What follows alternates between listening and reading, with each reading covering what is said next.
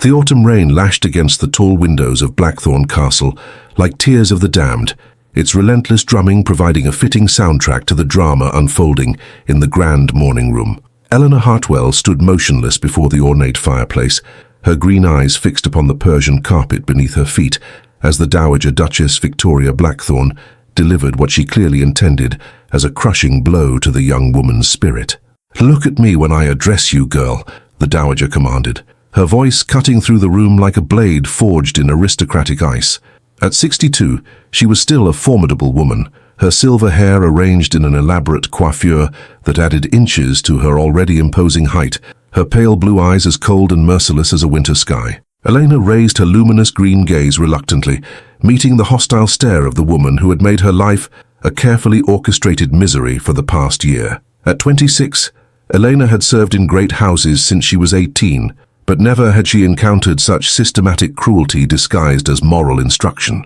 "You stand there in your presumptuous silence," the Dowager continued with venomous satisfaction, "believing yourself worthy of consideration, of respect, perhaps even of kindness. How pathetically deluded you are." The words struck like physical blows, each syllable designed to wound and humiliate. Around the morning room, other members of the household staff shifted uncomfortably, their eyes downcast as they witnessed their colleagues' systematic degradation. None dared to speak in Elena's defense, knowing that to do so would invite the Dowager's wrath upon themselves. "You are nothing," the Dowager pronounced with theatrical finality, savoring each word like fine wine. "Nothing but a servant whose existence serves no purpose beyond attending to the needs of your betters. You possess no importance, no value, no worth beyond the labor of your hands." Elena's throat tightened with suppressed emotion, but she forced herself to maintain composure through sheer will. She had endured worse humiliations than this during her year at Blackthorn Castle, though none had been delivered with such calculated cruelty before witnesses. The morning's ordeal had begun when Elena was summoned to explain a minor breakage in the china pantry, a single teacup with a hairline crack that had appeared overnight. Though she was not responsible for the damage, the Dowager had seized upon the incident as justification for a public lesson in what she termed appropriate humility. "Your very presence in this house is an act of charity," the Dowager continued remorselessly, "a kindness extended by your betters to a creature who would otherwise starve in the gutter where she belongs. Yet you dare to carry yourself with dignity, to speak when not spoken to behave as if you possessed rights rather than privileges grudgingly granted." Mrs. Whitmore, the head housekeeper, watched with visible discomfort as her most competent maid was subjected to this verbal assault. In 12 months of service, Eleanor had proven herself more capable and trustworthy than servants with years of experience, yet the Dowager seemed determined to break her spirit through systematic degradation. "Perhaps," the Dowager mused with false thoughtfulness, "a more dramatic lesson is required to penetrate your arrogant presumptions. Yes, I think a demonstration of your true position in this household's hierarchy would be most educational." Elena's heart began to race as she recognized the dangerous gleam in the older woman's eyes. The Dowager's punishments were legendarily creative and always designed to achieve maximum humiliation with minimal grounds for complaint to higher authority. "Kneel," the Dowager commanded suddenly, her voice carrying the authority of generations of noble breeding. "Kneel before your betters and acknowledge what you truly are." The command struck the assembled servants like a thunderbolt. To force a person to kneel for a minor domestic accident went beyond correction into the realm of deliberate degradation. Even in an age when servants' rights were minimal, such treatment was considered excessive by any reasonable standard. "Your Grace," Elena said quietly, her voice steady despite the terror coursing through her veins, "I have committed no offense that warrants such punishment. The broken teacup was not my responsibility, and I have served this household faithfully for 12 months without complaint or criticism." The refusal to kneel immediately sent a wave of shocked gasps through the room. No servant had ever dared to question the Dowager's authority so directly, and everyone present understood that Elena had just crossed a line from which there might be no return. "How dare you!" the Dowager shrieked, her composure cracking to reveal the rage beneath her aristocratic veneer. "How dare you question my commands? You will kneel this instant or you will face consequences that will make this morning seem gentle by comparison." Elena's hands trembled at her sides, but her green eyes remained steady as they met the Dowager's furious gaze.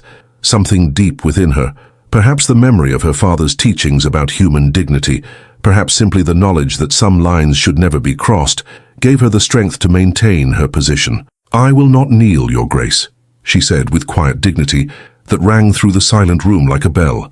"I am not a criminal or a slave. I am a person who has done nothing wrong, and I will not debase myself for your entertainment." The defiance hung in the air like smoke, choking and dangerous.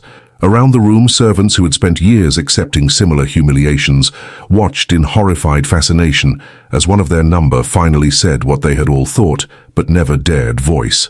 The dowager's face had gone white with fury, her pale eyes blazing with a hatred that promised terrible retribution. "You insolent creature! You forget yourself entirely. I will teach you what happens to servants who dare to defy their betters." She moved toward Elena with the predatory grace of a lioness, approaching wounded prey, clearly intending to force the physical submission she had demanded. But as she raised her hand to strike the defiant young woman, a voice from the doorway stopped her cold. "That will be quite enough, Mother." Every head turned toward the source of the interruption. Duke Adrian Blackthorne stood framed in the morning room entrance like an avenging angel, his violet eyes taking in the scene with an intensity that made the very air seem to crackle with electricity. Still dressed in his riding clothes, with mud splattered on his boots and his black hair damp from the rain, he had clearly just returned from his morning survey of the estate. At 34, the Duke commanded respect through sheer presence rather than volume or bluster. His quiet authority had been forged in the chambers of Parliament and the drawing rooms of power, where he was known as one of England's most brilliant legal minds and most principled reformers. "Adrian!" the Dowager exclaimed, her fury instantly transforming into maternal warmth. "You've returned early. I was just instructing this servant in proper comportment." "Were you?" The Duke's voice carried no emotion, but something in its tone made everyone in the room suddenly aware that they were witnessing something far more significant than a domestic correction. "And what offense precisely prompted such intensive instruction?"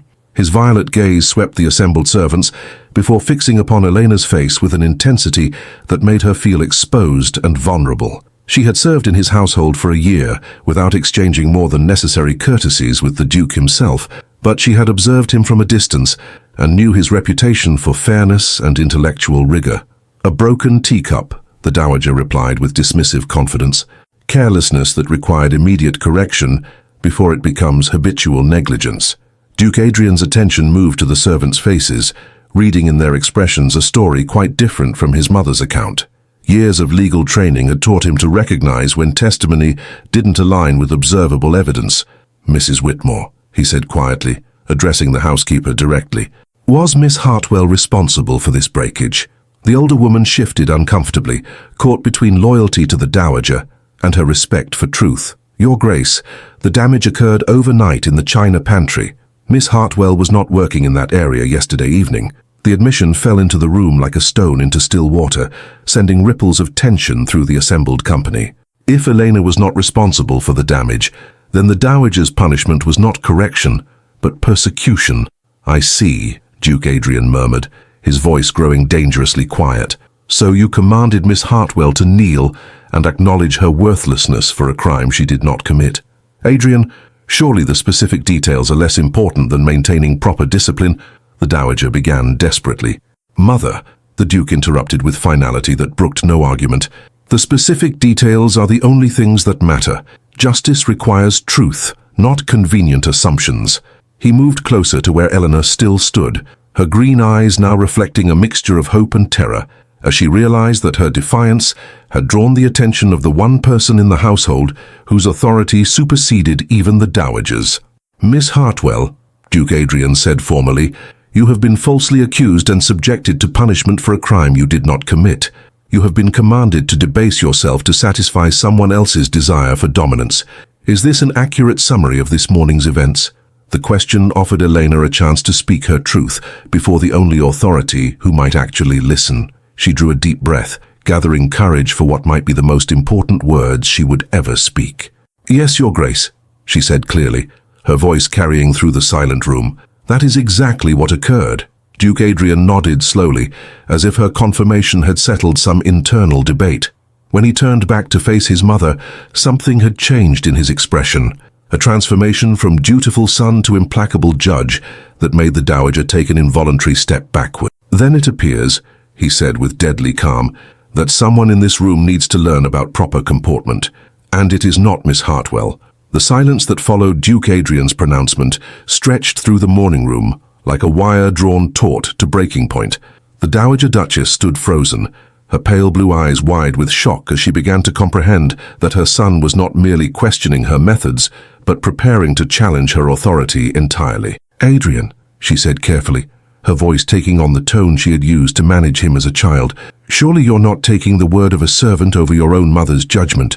The Duke's violet eyes fixed upon her with an intensity that would have silenced most people, but the Dowager had spent 34 years believing herself immune to her son's disapproval. "I am taking the word of evidence over anyone's judgment, Mother. Mrs. Whitmore has confirmed that Miss Hartwell was not responsible for the broken teacup, yet you commanded her to kneel and confess worthlessness for a crime she did not commit." Around the room, the assembled servants watched in fascination and terror as two titans of authority prepared for a collision that would reshape the household's entire power structure. None had ever witnessed the Duke contradict his mother so directly, much less in defense of one of their number. Elena remained motionless where she stood, scarcely daring to breathe as the conversation swirled around her. The man she had observed from a distance for 12 months was revealing depths of character that transformed her understanding of his nature entirely. "The specific incident is irrelevant," the Dowager declared with returning confidence. "Servants require constant instruction in humility and proper deportment. This girl has been growing increasingly presumptuous in her manner." "In what way?" Duke Adrian's interruption was swift and precise. "Give me specific examples of Miss Hartwell's presumption." The demand for evidence clearly caught the Dowager off guard. She had expected emotional appeal to family loyalty, not cross-examination of her accusations. "Well, She carries herself too proudly for her station. She speaks when not spoken to. She reads books from the library without permission." Each accusation fell flatter than the last, revealing the pettiness of the Dowager's grievances. Around the room, servants who had endured similar criticism for displaying intelligence or dignity began to see their own persecution reflected in Elena's ordeal. "She reads books," Duke Adrian repeated slowly, as if testing the words for meaning. "And this constitutes a crime requiring public humiliation? Knowledge above one's station leads to dangerous ideas," the Dowager replied defensively. "Servants who think too much forget their proper place in society's order." The philosophy behind her cruelty was now laid bare for all to see. The Dowager's systematic persecution of Elena stemmed not from any genuine fault, but from fear that intelligence and dignity among the serving class threatened aristocratic dominance. "Mother," the Duke said with dangerous quiet, "do you hear yourself? You are condemning a woman for possessing intelligence and dignity. You are arguing that ignorance and degradation are necessary qualities in those who serve us." Mrs. Whitmore shifted uncomfortably as she watched the philosophical foundations of the household's hierarchy being challenged by its master. For 30 years, she had accepted that servants should remain invisible and unthinking, but the Duke's words forced her to confront the cruelty inherent in such expectations.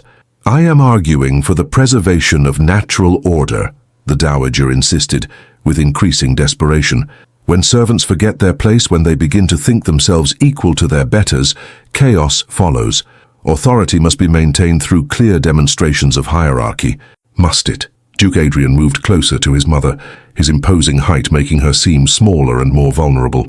"And what authority exactly do you believe you possess over Miss Hartwell beyond the accident of your birth into privilege?" The question struck at the heart of aristocratic assumptions about inherent superiority. The Dowager had never been required to justify her dominance over others. It had simply been accepted as natural law throughout her privileged existence.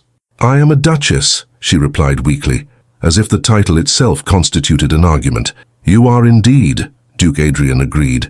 "But what makes you believe that circumstance grants you the right to degrade another human being for your entertainment?" Elena watched in amazement as the Duke systematically dismantled his mother's justifications for cruelty.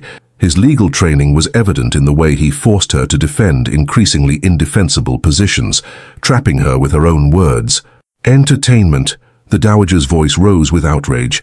"How dare you suggest that my correction of servants serves entertainment rather than necessary discipline? Then explain to me," the Duke said with relentless logic, "how forcing an innocent woman to kneel and confess worthlessness serves any disciplinary purpose. What lesson were you teaching beyond the fact that you possess the power to humiliate those who cannot resist? The accusation hung in the air like poison, forcing everyone present to confront the true nature of what they had just witnessed. The dowager's actions had indeed served no purpose beyond demonstrating her dominance through the suffering of someone defenseless. Furthermore, Duke Adrian continued without giving his mother time to formulate a response. You commanded Miss Hartwell to acknowledge that she is nothing and possesses no worth beyond her labor. Do you truly believe that about her, mother? The dowager's face flushed as she realized the trap her son had laid. To answer honestly would reveal her genuine contempt for those she considered beneath her station, but to deny her words would undermine her entire justification for the morning's persecution. She is a servant, the dowager said finally, her voice lacking its earlier conviction. Her position in this household defines her value. Does it? Duke Adrian turned his attention to Elena for the first time since the confrontation began. Miss Hartwell, in your year of service here, what have been your primary responsibilities? Elena blinked in surprise at being directly addressed by the Duke himself. Your Grace, I have assisted with the management of the household correspondence, maintained the estate's medical supplies, and helped organize the charitable distributions to village families. The recitation of her duties revealed capabilities far beyond ordinary domestic service. Mrs. Whitmore nodded confirmation, clearly proud of Elena's contributions to the household's smooth operation. Complex responsibilities requiring intelligence, discretion, and organizational skill, Duke Adrian observed. Tell me, mother, could you perform these tasks yourself if circumstances required it? The question struck like a physical blow. The dowager had never been required to manage practical affairs, having always relied on servants to handle such complexities. Her inability to perform Elena's duties would reveal that the worthless servant possessed capabilities her mistress lacked. That is hardly relevant, the dowager protested weakly. Social position determines value, not practical ability. Social position is an accident of birth, her son interrupted with finality. Practical ability, intelligence, and moral character are achievements. Which do you believe deserves greater respect? Around the room, servants who had spent years accepting that their birth circumstances made them inherently inferior began to see their situation from an entirely different perspective. The Duke was articulating principles that challenged the very foundations of their social order. Adrian, you cannot seriously be suggesting that breeding and bloodline mean nothing. I am suggesting that they mean considerably less than character and capability, he replied firmly. A duchess who uses her position to torment innocent people reveals herself less worthy of respect than a servant who maintains dignity under persecution. The comparison struck the dowager like lightning, illuminating the horrifying possibility that her son might judge her character unfavorably when compared to that of a mere servant. Everything she had been taught to believe about inherent superiority was being challenged by her own child. Miss Hartwell, Duke Adrian said, turning his full attention to Elena once more. You refused to kneel when commanded. Why? The question offered Elena a platform to articulate the principles that had given her the courage to defy aristocratic authority. She drew a deep breath, understanding that her answer would either vindicate her stand or seal her doom. Because, Your Grace, she said with quiet conviction, I have committed no crime that warrants such humiliation. I am not a slave or a criminal. I am a person who has served this household faithfully, and I believe that faithful service deserves basic dignity rather than degradation. Her words rang through the room with the force of moral truth, challenging every assumption about servants' rights and aristocratic prerogatives. She was claiming not special treatment but simple human respect. Duke Adrian nodded slowly, as if her answer confirmed something he had already suspected. When he turned back to face his mother, his expression had hardened into something that made the dowager take an involuntary step backward. Mother, he said with quiet authority that carried absolute finality, I believe it is time for you to learn what true humility looks like. The words fell into the morning room like stones cast into a perfectly still pond, sending shockwaves through every person present. The Dowager Duchess went white as parchment, her pale blue eyes widening with disbelief as she began to comprehend the impossible suggestion her son had just made. Adrian, she whispered, her voice trembling with a mixture of outrage and growing fear. Surely you cannot mean... I mean exactly what I said, Mother, Duke Adrian replied with implacable calm. You have just demonstrated a profound failure to understand the dignity inherent in every human being. Perhaps experiencing the humiliation you so casually inflict upon others will provide the education in humanity you clearly lack." Eleanor stood frozen in place, scarcely able to believe what she was hearing. The Duke was not merely defending her against his mother's cruelty, he was preparing to reverse their positions entirely, to force the Dowager to experience the degradation she had tried to impose. Around the room, the assembled servants watched with expressions ranging from terror to fascination as they witnessed a confrontation that challenged every assumption about power and authority they had ever held. None had imagined they would see a duke command his own mother to submit to the treatment of a common servant. "You cannot be serious," the Dowager said desperately, her aristocratic composure beginning to crack under the weight of unthinkable possibility. "I am your mother. I am a duchess. The idea that I would kneel before servants is preposterous beyond measure." "Is it?" Duke Adrian's violet eyes fixed upon her with laser intensity. "More preposterous than forcing an innocent woman to kneel for crimes she didn't commit. More unreasonable than demanding degradation from someone whose only fault is possessing dignity you find threatening." The logic was inexorable and devastating. By her own actions, the Dowager had established that kneeling was an appropriate response to wrongdoing, and her persecution of Elena certainly qualified as behavior requiring correction. "But I am a duchess," she repeated weakly, as if the title itself could shield her from consequences. "And Miss Hartwell is a human being," her son replied with finality. "Which identity do you believe carries greater moral weight?" "Mrs." Whitmore pressed her hand to her mouth to stifle a gasp, as she realized the Duke was not merely making a rhetorical point, but preparing to enforce a practical demonstration of his principles. The head housekeeper had served great families for 30 years, but had never witnessed such a dramatic reversal of established hierarchy. "Mother?" Duke Adrian continued with the patience of a teacher explaining elementary concepts to a slow student. "You commanded Miss Hartwell to kneel and acknowledge her worthlessness, despite her innocence of any crime. You have committed the actual crime of false accusation and attempted humiliation. By your own logic, should you not face the punishment you sought to impose?" The Dowager's face cycled through expressions of shock, anger, and dawning terror as she realized that her son was not merely angry, but deadly serious about enforcing his moral judgment. "Adrian, please, think of what you're suggesting. Think of the scandal, the impropriety." "I am thinking of justice," he interrupted quietly, "something that seems to have escaped your consideration entirely." Eleanor found her voice at last, though it emerged as barely more than a whisper. "Your Grace, while I appreciate your defense, surely such extreme measures are unnecessary." Duke Adrian turned to her with an expression that combined gratitude for her consideration with unwavering determination. "Miss Hartwell, your generosity of spirit does you credit, but some lessons require dramatic instruction to penetrate decades of entrenched arrogance." He moved closer to his mother, his imposing presence filling the space between them. "You have spent years tormenting those under your authority because you believed your birth made you inherently superior to them. Today, you will learn what it feels like to be on the receiving end of such treatment."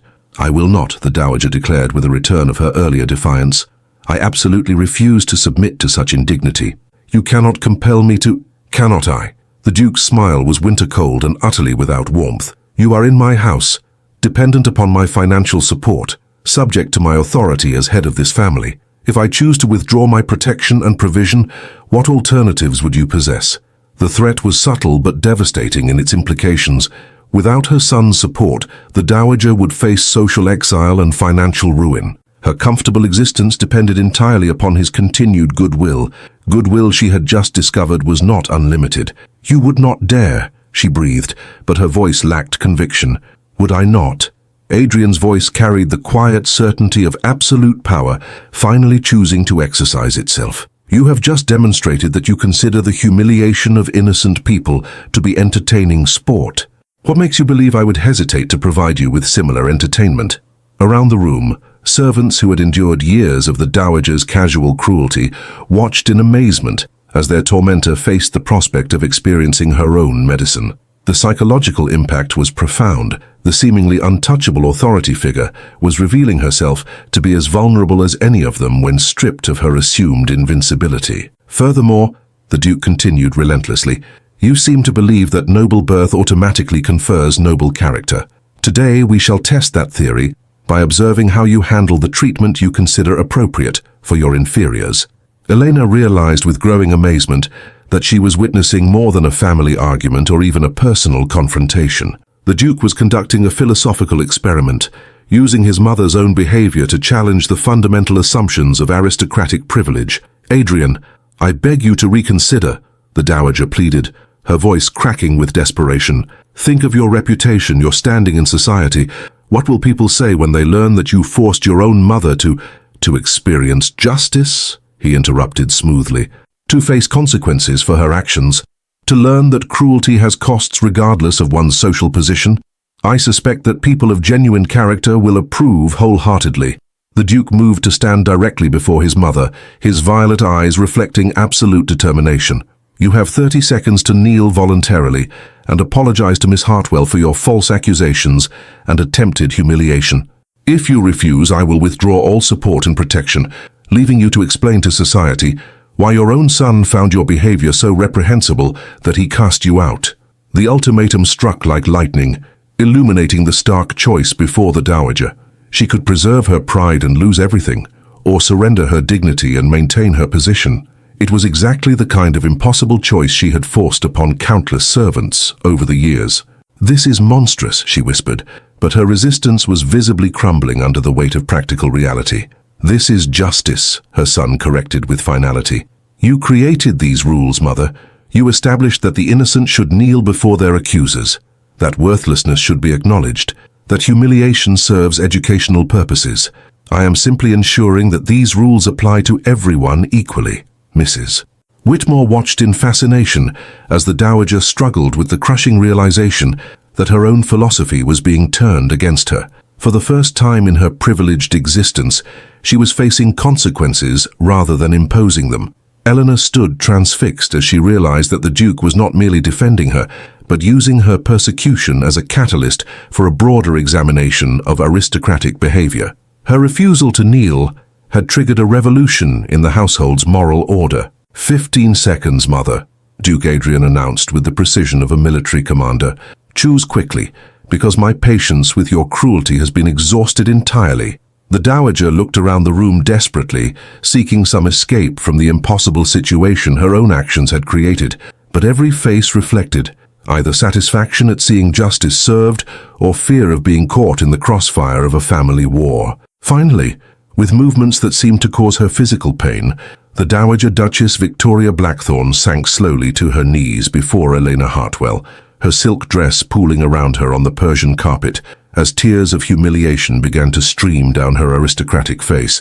The sight was so shocking, so contrary to every natural law of social hierarchy, that several servants gasped audibly. A duchess kneeling before a maid was a reversal so complete that it challenged the very foundations of their understanding about power and position. "Now," Duke Adrian said with quiet satisfaction, "perhaps you can begin to understand what humiliation feels like from the victim's perspective." The sight of the Dowager Duchess on her knees before Eleanor sent shockwaves through the morning room that seemed to alter the very foundations of reality. The silk-clad figure of aristocratic authority, reduced to the position she had demanded of an innocent servant, represented a reversal so complete that several of the watching staff seemed unable to process what they were witnessing. Elena stood frozen above the kneeling woman, her green eyes wide with a mixture of vindication and discomfort. While part of her felt justice had finally been served, another part recoiled at seeing any human being forced into such degradation, even one who had inflicted similar treatment without mercy. "Your Grace," Elena said quietly, addressing the Duke rather than his mother, "I appreciate your defense of my dignity, but perhaps this demonstration has achieved its purpose. The point has been made." Duke Adrian's violet eyes fixed upon her with an expression that combined admiration for her compassion with unwavering determination to complete the lesson he had begun. "Miss Hartwell, your generous spirit does you credit, but some educations require thorough completion to achieve lasting effect." He turned his attention back to his mother, whose tears of humiliation had begun to dampen the Persian carpet beneath her. "Mother, you commanded Miss Hartwell to acknowledge her worthlessness and beg forgiveness for crimes she hadn't committed. You will now do the same for the crimes you actually have committed." The Dowager's shoulders shook with suppressed sobs as she struggled to find words that could possibly encompass the magnitude of her fall. from absolute authority to complete submission. Around the room, servants who had endured years of her casual cruelty watched with fascination as their tormentor faced the consequences of her own philosophy. The dowager began, her voice hoarse with emotion, I falsely accused you, Miss Hartwell.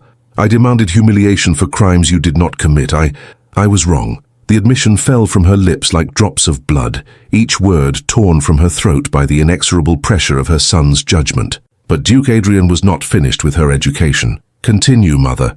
Tell Miss Hartwell what you told her about her worth and value. Apply those same judgments to yourself. The command struck like a whip, forcing the dowager to confront the full scope of her cruelty by turning it upon herself. She had declared Elena worthless, nothing but labor to serve her betters. Now she must speak those same words about herself before the woman she had tried to destroy. I am, she whispered, the words catching in her throat like thorns. I am nothing but a woman who has used privilege to torment those who could not defend themselves. My worth as a human being has been diminished by my cruelty and injustice. Elena's hands pressed to her mouth as she heard the proud dowager speak words of self-condemnation that echoed the degradation she had tried to impose. The psychological impact was profound. The seemingly untouchable authority figure was revealing herself to be as vulnerable and fallible as any servant when stripped of her assumed invincibility.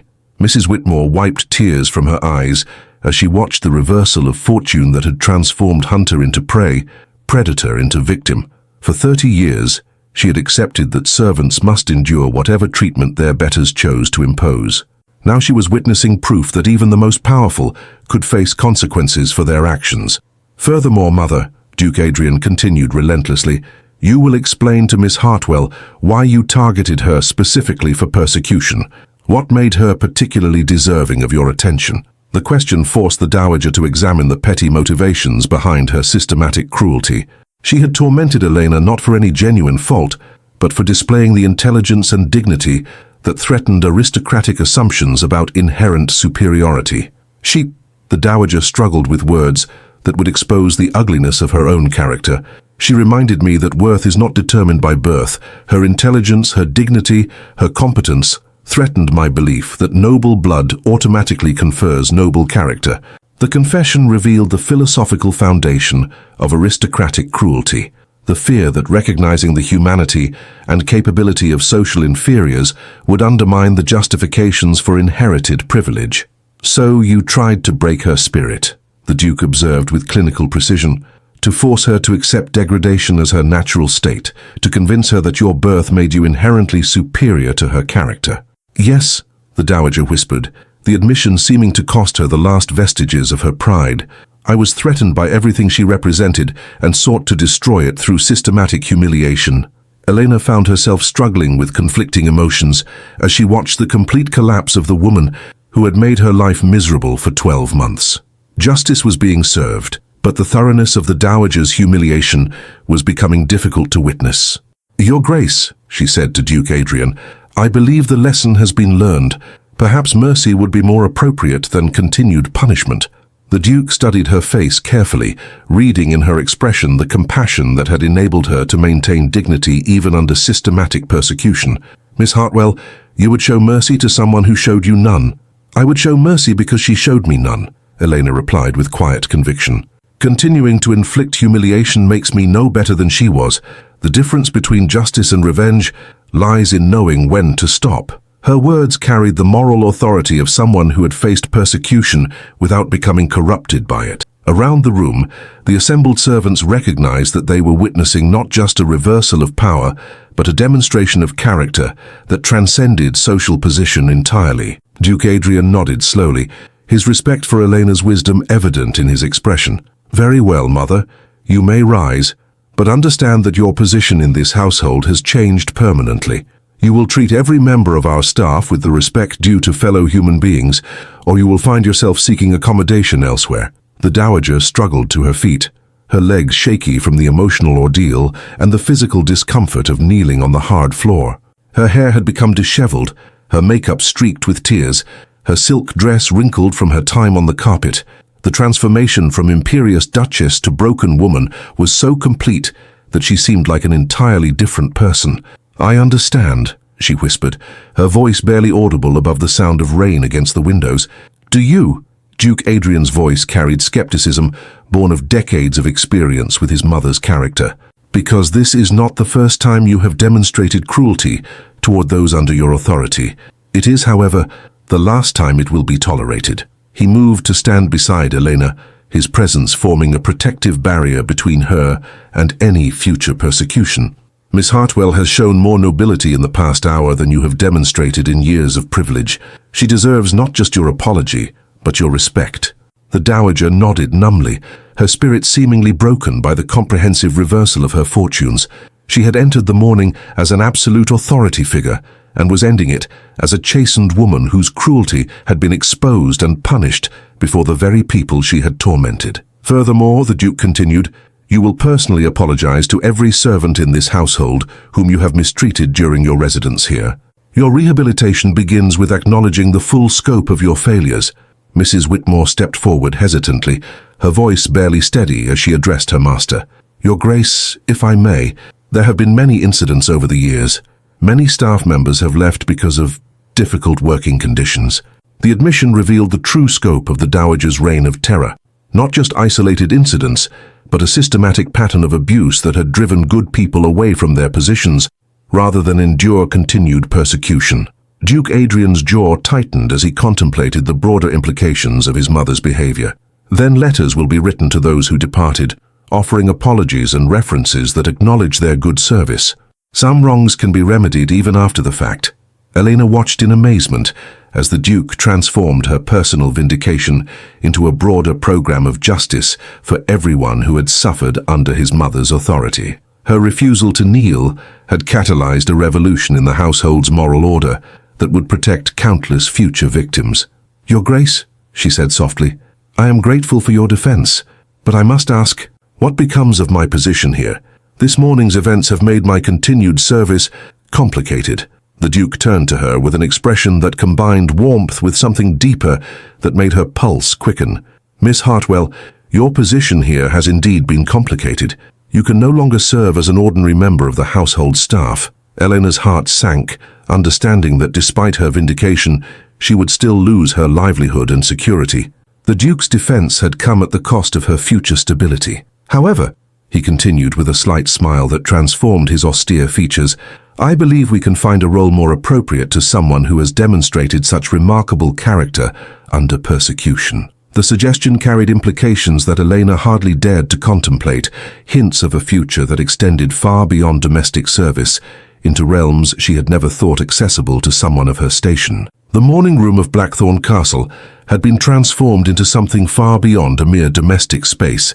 It had become the setting for a moral reckoning that would reshape the lives of everyone present. The Dowager Duchess stood like a broken statue beside the fireplace, her earlier magnificence reduced to trembling vulnerability, while Elena remained near the center of the room, unsure whether she was witnessing her salvation or her doom. Duke Adrian moved to his writing desk and withdrew a document that he had clearly prepared with considerable care. The morning's confrontation had not been spontaneous, Elena realized with growing amazement. It had been orchestrated by a man who understood exactly how to use his mother's cruelty against her. "Miss Hartwell," the Duke said formally, his voice carrying the authority of generations while his violet eyes held warmth that contradicted his stern tone, "your year of service in this household has been exemplary in every respect save one. You have been grievously underutilized." Elena blinked in confusion, uncertain how to interpret his words. Around the room, the assembled servants watched with rapt attention as their master prepared to pronounce what seemed to be a judgment that would affect them all. "Your management of the household correspondence revealed capabilities far beyond ordinary domestic service," Duke Adrian continued, his legal training evident in the precise way he built his argument. "Your organization of our charitable distributions demonstrated both intelligence and compassion. Your handling of the estate's medical supplies showed knowledge that would credit a trained nurse." Mrs. Whitmore nodded emphatically, clearly eager to support Eleanor's worth now that doing so seemed safe. "Your Grace is quite right. Miss Hartwell has capabilities that have been invaluable to the smooth operation of the household." The Duke acknowledged the housekeeper's testimony with a slight nod before returning his attention to Elena. "Furthermore, your conduct this morning has demonstrated moral courage and strength of character that surpass anything I have observed in London's drawing rooms or Parliament's chambers. Elena's cheeks warmed under his praise, but she remained uncertain about where his observations were leading. The dowager watched from her position near the fireplace, her earlier defiance replaced by apprehensive attention to her son's pronouncements. "Therefore," Duke Adrian announced with formal ceremony, "I am offering you a position more suited to your actual capabilities and character. I require a private secretary to assist with my parliamentary correspondence, estate management, and charitable endeavors. The salary would be considerably higher than domestic service, the working conditions more appropriate to your intelligence, and the social position elevated." The proposal struck Elena like lightning, illuminating possibilities she had never dared to imagine. A private secretary to a duke would be treated almost as a member of the family rather than a servant, with access to education, society, and opportunities completely beyond her current reach. "Your Grace," she whispered, her voice shaking with emotion, "I am deeply honored by your confidence, but surely such a position would cause scandal. The Duke employing a former maid as his private secretary would demonstrate that merit matters more than birth circumstances," he finished firmly. "Something this household desperately needs to learn." The dowager made a strangled sound that might have been protest, but one look from her son silenced her immediately. She had lost all authority to question his decisions after the morning's demonstration of her character. "Furthermore," the Duke continued, his voice taking on an intimacy that made Elena's pulse quicken dangerously, "I find myself in need of someone whose judgment I can trust absolutely, whose character has been tested under fire, whose loyalty has been proven through adversity." Mrs. Whitmore pressed her hand to her mouth as she began to understand the deeper implications of the Duke's words. This was not merely a professional promotion, but the foundation for something far more significant.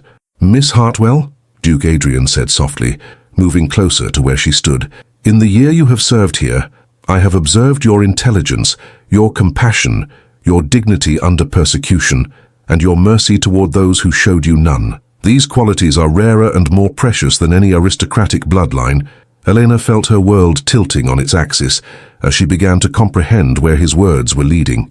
The Duke was not simply offering her employment, but suggesting possibilities that challenged every assumption about social barriers and appropriate relationships. "What I am trying to say," he continued with uncharacteristic hesitation, "is that I have come to value your character more than any consideration of social convention. You have shown me what true nobility looks like, and it has nothing to do with titles or birth circumstances." The dowager let out a gasp of horror as she finally understood her son's intentions. "Adrian, no, you cannot mean to. The scandal would destroy our family's reputation." Duke Adrian turned to face his mother with an expression that combined pity with absolute determination. "Mother, our family's reputation has been built on the systematic oppression and humiliation of decent people. If acknowledging their worth destroys that reputation, perhaps it deserves destruction." Elena stood frozen as the magnitude of what was happening finally penetrated her consciousness. The Duke was not simply defending her or promoting her, he was preparing to offer her something that would transform both their lives irrevocably. "Miss Hartwell," he said, dropping to one knee before her in a gesture that sent gasps echoing through the room, "would you consider accepting not just the position of my private secretary, but the honor of becoming my wife?" The proposal struck like thunder, revealing the extraordinary destination toward which the morning's events had been leading. A duke was proposing marriage to a maid, not out of charity or condescension, but from genuine admiration for character that had proven superior to aristocratic privilege. Elena's hands flew to her mouth as tears of shock and joy began streaming down her face. The offer transcended every barrier that society had erected between their respective positions, promising not just personal happiness, but transformation of the very meaning of nobility itself. "Your Grace," she whispered through her tears, the implications are staggering. Your position, your family, the opposition we would face are less important than the happiness and fulfillment we could find together," he replied with conviction that brooked no doubt. "Elena, you have shown me what genuine nobility looks like. Will you allow me the privilege of learning to embody it alongside you?" The use of her given name, spoken with such tenderness before witnesses, sent electricity through the assembled company. The Duke was acknowledging their relationship had transcended every boundary of master and servant, employer and employee, nobleman and commoner. The dowager sank into a chair, overwhelmed by the comprehensive destruction of everything she had believed about proper social order. Her son was not merely defying convention, but demolishing it entirely in favor of principles she had never been taught to value. "Yes," Eleanor said simply, her voice carrying clearly through the silent room despite its softness. "Yes, Adrian, if you truly believe we can build something worthy together, then yes." The acceptance rang through the morning room like a bell tolling the end of one age and the beginning of another. Around them, servants who had spent years accepting that their birth circumstances determined their destiny watched in amazement as one of their number transcended every limitation society had placed upon her.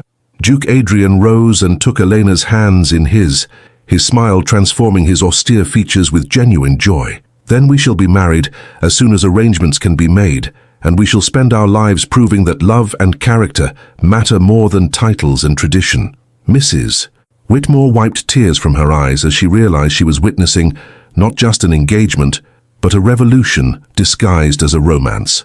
The maid who had refused to kneel in degradation would soon kneel in marriage to the very man whose mother had tried to destroy her. Furthermore, the Duke announced to the assembled staff, this household will operate henceforth on principles of mutual respect and human dignity. Anyone who cannot accept that change is free to seek employment elsewhere. The transformation was complete, from systematic oppression to enlightened governance, from aristocratic cruelty to noble justice, from traditional hierarchy to revolutionary equality. Elena had triumphed not through revenge, but through character, not through hatred, but through love. The woman who had been declared worthless was about to become a duchess, proving that true nobility resided not in blood, but in soul. 6 months after the morning that had shattered and rebuilt the moral foundation of Blackthorn Castle, the same room that had witnessed Elena's humiliation and vindication now hosted her wedding breakfast. Sunlight streamed through tall windows that had once framed scenes of persecution, illuminating instead a celebration that would be remembered as one of the most remarkable social transformations in recent English history. Eleanor Blackthorn, Duchess of Blackthorn, stood radiant in ivory silk that had been specially designed to reflect both her new position and her enduring character. The gown was elegant but not ostentatious, beautiful but not flashy, perfectly suited to a woman who had risen to nobility through merit rather than birth, who understood that true dignity came from within rather than from external display. The wedding itself had indeed caused the predicted scandal, exactly as the dowager had feared. London society had been shocked beyond measure by Duke Adrian's marriage to a former servant, and the couple had faced ostracism from traditional aristocratic circles. But they had also gained something far more valuable: the respect and admiration of progressive thinkers, reformers, and common people who saw their union as proof that England's rigid social hierarchies could be challenged and changed. "Your Grace," approached Mrs. Whitmore, now serving as head of household operations under considerably improved conditions. "The representatives from the Workers' Education Society have arrived to discuss your proposal for the new training program." Elena smiled warmly at the woman who had witnessed her transformation from persecuted maid to respected duchess. Their relationship had evolved from superior and subordinate to colleagues working together toward common goals of social reform and worker protection. "Excellent, Mrs. Whitmore. Please show them to the library and tell them I'll join them shortly. The Duke should be finishing his correspondence with the Parliamentary Reform Committee within the hour." The easy authority in Elena's voice reflected months of growing confidence in her new role. She had not simply married into nobility, but had transformed it, using her position to champion causes that reflected her own experience of powerlessness and persecution. Through the drawing room windows, Eleanor could see the gardens where a remarkable scene was unfolding.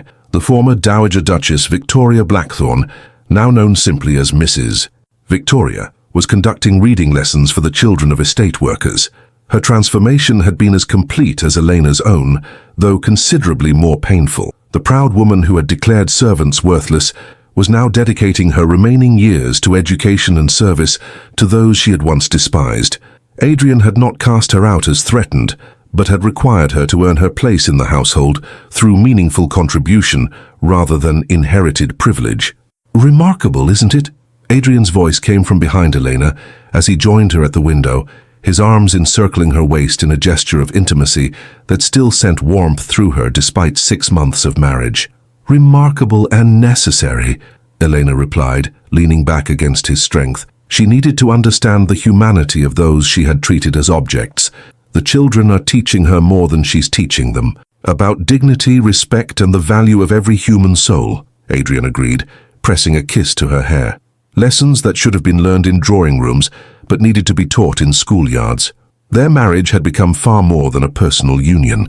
It had evolved into a partnership dedicated to social reform and the transformation of aristocratic responsibility. Together, they had established schools for workers' children, lobbied for legislative protections for domestic servants, and created employment opportunities that allowed people to rise based on merit rather than birth circumstances. The Morning Post brought interesting news, Adrian mentioned, producing a letter bearing official seals. Her Majesty has invited us to present our educational initiatives to the Royal Commission on Social Reform. It appears our controversial marriage has attracted favorable attention at the highest levels. Elena turned in his arms, her green eyes bright with excitement and determination. Royal endorsement would legitimize everything we've worked toward. Other noble families might begin to see social reform as fashionable rather than dangerous. More importantly, Adrian said softly, his violet eyes reflecting deep admiration for the woman who had transformed his understanding of genuine nobility. It would provide resources to help thousands of people facing the same struggles you once endured. The reference to her former circumstances no longer brought pain but purpose. Elena's experience as a persecuted servant had become the foundation for her effectiveness as a reforming duchess, giving her insights into social problems that traditional aristocrats could never possess. A soft knock interrupted their conversation. "Your Grace," announced the young footman, "Lord and Lady Morrison have arrived for their appointment regarding the parliamentary testimony." Elena nodded, straightening her shoulders as she prepared to receive the progressive politicians who were seeking her input on proposed legislation protecting workers' rights. The former maid, who had once trembled before aristocratic authority, now commanded respect from some of England's most powerful figures.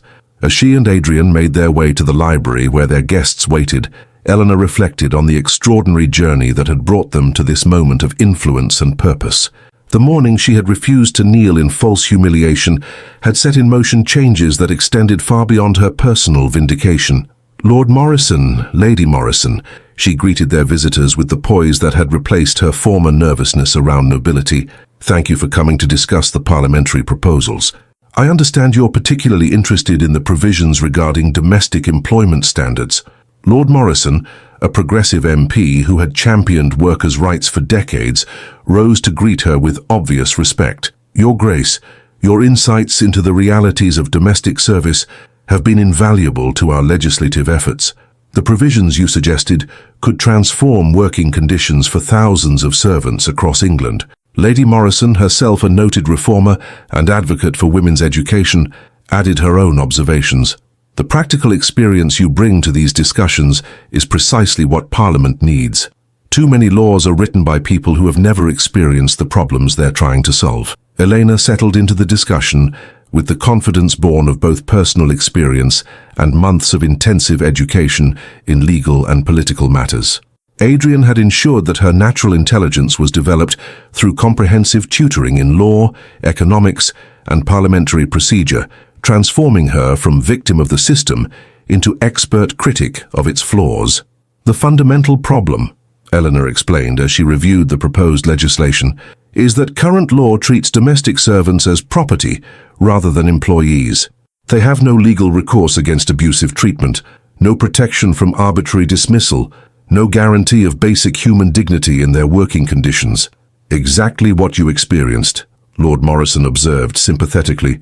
"Exactly what I experienced and what thousands of others continue to endure because they lack the extraordinary fortune I had in finding someone willing to defend my rights," Elena corrected. "My story should not be remarkable. It should be normal. Every worker deserves protection from persecution, not just those lucky enough to catch a duke's attention." Adrian watched his wife with pride and amazement as she articulated principles that combined personal experience with intellectual rigor. The woman who had once been declared worthless was now shaping legislation that would protect countless vulnerable people from the abuses she had endured. Their discussion continued for 2 hours, covering detailed provisions for worker protections, enforcement mechanisms, and educational requirements for employers. Elena's contributions revealed both the depth of her transformation and the continuing connection to her origins that gave weight to her advocacy. As their guests prepared to depart, Lady Morrison made an observation that crystallized the significance of Elena's journey. "Your Grace, when the history of this era is written, your marriage will be remembered not as a scandal but as a catalyst for fundamental social change. You've proven that nobility can be earned through character, rather than inherited through blood." After the Morrisons departed, Elena and Adrian found themselves alone in the library that had become their private sanctuary for planning the reforms that were gradually transforming English society. "Do you ever regret it?" Elena asked, the question that had become a gentle ritual between them. "The comfortable conformity you gave up, the traditional path you abandoned." Adrian's smile was immediate and unequivocal. "I regret only the years I wasted believing that birth circumstances determined worth. You showed me what genuine nobility looks like, and it had nothing to do with titles or bloodlines." "And you?" he asked in return. "Do you miss the simplicity of your former life?" Elena considered the question seriously, thinking of the frightened young woman who had once served in this very room, terrified of making mistakes that might cost her livelihood. "I miss the innocence that allowed me to believe good intentions were enough. Now I understand that real change requires courage, sacrifice, and the willingness to use whatever power one has in service of justice." Through the library windows, they could see the lights beginning to twinkle in the village where their first school operated, teaching children who would have remained ignorant under the old system. Letters arrived weekly from other noble families implementing similar reforms, creating a network of change that was gradually transforming England's social landscape. "The woman who refused to kneel in degradation has become a duchess who kneels only in prayer and marriage," Adrian observed, echoing the thoughts that often occurred to both of them. "You've proven that the greatest revolution is simply treating every person as if their life has value." Elena moved to stand beside him at the window, looking out over the estate where former patterns of oppression had been replaced by relationships of mutual respect and shared purpose. "Every day we demonstrate that love guided by principle can triumph over hatred guided by tradition, that the future can be better than the past if people have the courage to choose change over comfort." As the evening stars appeared above Blackthorn Castle, Eleanor reflected on the strange justice of their story. The dowager who had declared her worthless was now finding worth through service to others. The household that had operated on cruelty now functioned through compassion. The social order that had seemed unchangeable had been transformed through the simple act of one person refusing to accept degradation as her destiny. Most remarkably, the love that had grown between herself and Adrian had become the foundation for changes that extended far beyond their personal happiness.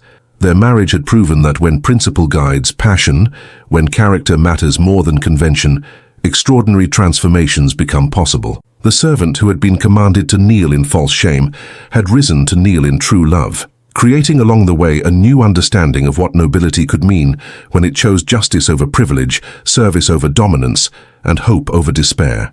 In the gathering darkness, Blackthorn Castle stood as a beacon of change, proof that even the most entrenched systems of oppression could be overcome by courage, love, and the revolutionary idea that all people deserved dignity regardless of the circumstances of their birth. 10 years after the morning that had transformed a persecution into a proposal, Eleanor Blackthorn stood before the House of Lords as the first woman invited to address that august body on matters of social reform.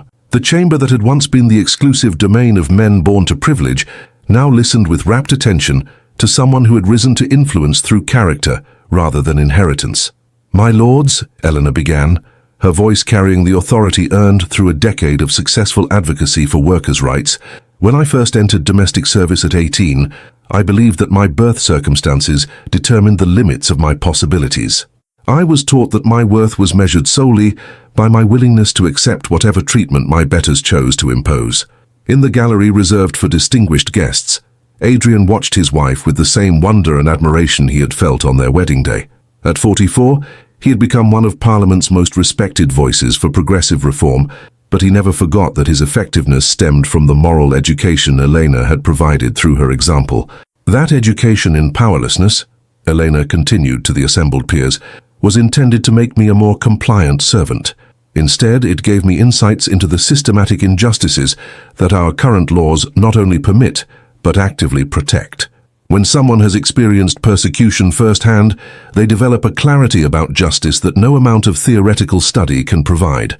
The chamber remained unusually quiet as Eleanor outlined the comprehensive reforms that she and Adrian had championed over the past decade. Their work had resulted in landmark legislation protecting domestic workers, establishing educational opportunities for the working class, and creating legal recourse for those facing abuse by their employers. Lord Halifax, now one of their strongest parliamentary allies, had introduced Eleanor with praise that would have been unthinkable 10 years earlier. "Your lordships, the Duchess of Blackthorn, brings to our deliberations the rarest of qualifications, personal experience of the problems we seek to address, combined with the education and position necessary to implement effective solutions." The transformation of Eleanor's public role reflected broader changes in English society that their marriage had helped to catalyze. Other progressive nobles had begun to question the assumptions underlying aristocratic privilege, leading to a gradual but genuine reformation of the relationship between social classes. "The legislation we propose today," Eleanor explained, referring to the Comprehensive Worker Protection Act that would establish unprecedented safeguards for vulnerable employees, represents not charity from above, but justice long overdue. It acknowledges that dignity is a human birthright, not a privilege to be granted or withdrawn at the whim of those born to comfort. Back at Blackthorn Castle, the changes initiated by Eleanor's refusal to kneel had become so thoroughly integrated into daily life that the younger staff could hardly imagine the household operating under any other principles. Mrs. Whitmore, now in her 70s but still serving as head of operations, oversaw a staff that enjoyed conditions of employment that were the envy of domestic workers throughout England.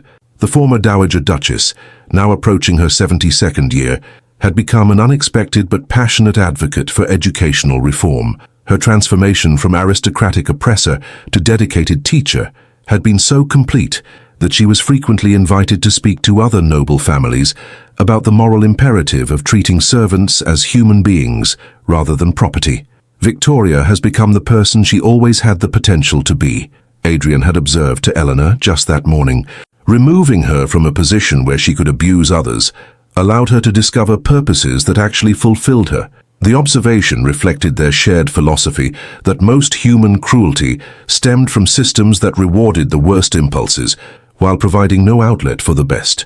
By restructuring the power dynamics within their own household, they had created an environment where character flourished rather than withered. Their educational initiatives had expanded beyond their original estate to influence policy across the nation. The Blackthorn schools, as they were now known, operated in 17 counties and had educated more than 3,000 children who would otherwise have remained trapped in ignorance and poverty. "Your Grace," Eleanor's testimony continued as she addressed specific provisions of the proposed legislation, "the current legal framework treats domestic servants as extensions of their employer's property rather than as individuals with inherent rights. This must change if we are to call ourselves a civilized society." The passion in her voice reflected not just political conviction, but personal memory of the helplessness that had nearly destroyed her before Adrian's intervention. Every reform she advocated was designed to ensure that others facing similar persecution would have legal recourse, rather than depending upon the unlikely chance of finding a protector.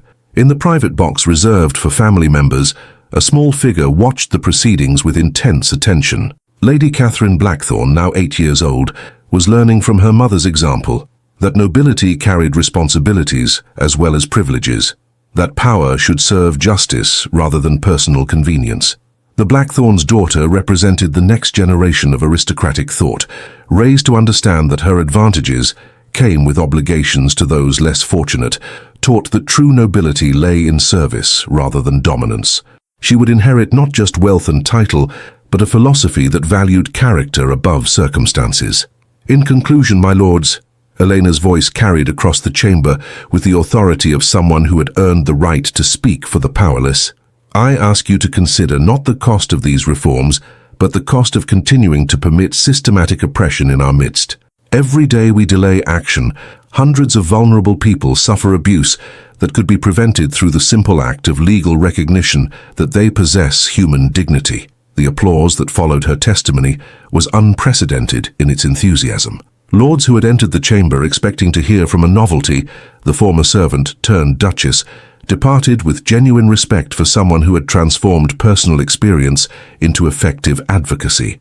Later that evening, back in the familiar comfort of Blackthorn Castle's library, Elena and Adrian reflected on the day's success and its broader implications for their ongoing work. "The vote tomorrow should be favorable," Adrian observed with satisfaction.